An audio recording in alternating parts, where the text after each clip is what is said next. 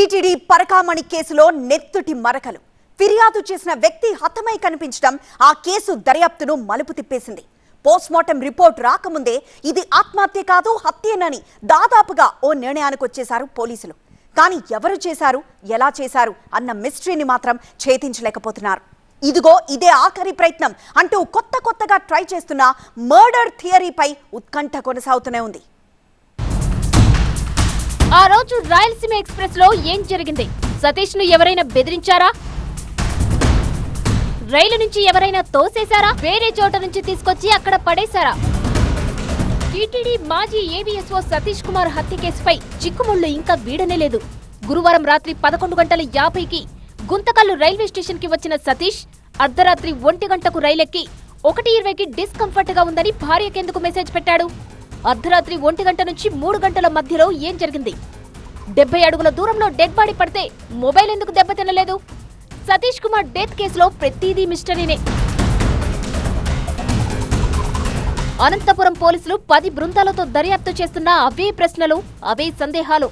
సతీష్ మరణానికి కొన్ని గంటల ముందు రైల్లో ఏం జరిగిందనే కోణంలో విచారణ కొనసాగిస్తున్నారు. సతీష్ కుమార్ ఫోన్ డేటాను విజయవాడ ఫోరెన్సిక్ ల్యాబ్ కు పంపి నిశితంగా పరిశీలిస్తున్నారు.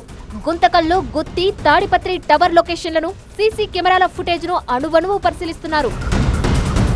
13వ తేదీ రాత్రి రాయలసీమ ఎక్స్ప్రెస్ ఏసీ కోచ్ లో ప్రయాణించిన 1140 మంది ప్రయాణికుల లిస్టును జల్లెడపడుతున్నారు.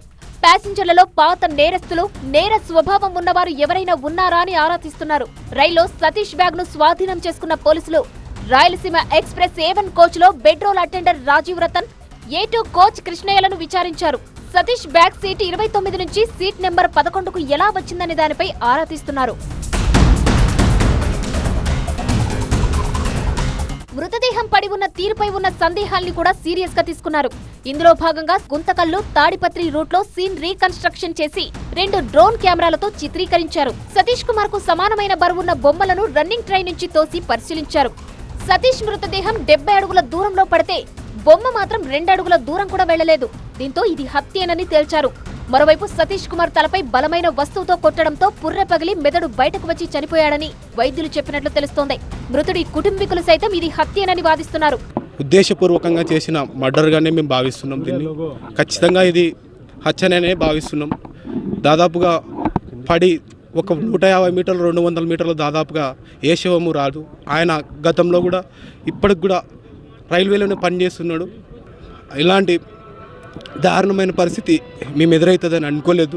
సతీష్ కుమార్ రైలు ఎక్కిన సమయం నుంచి ప్రతి డాట్ ను కలిపే కొద్దీ చిక్కుముళ్లు పడుతున్నాయి తప్ప స్పష్టత రావడం లేదు. అటు సతీష్ కుమార్ పోస్ట్ మార్టం నివేదికపై ఉత్కంఠ నెలకొంది.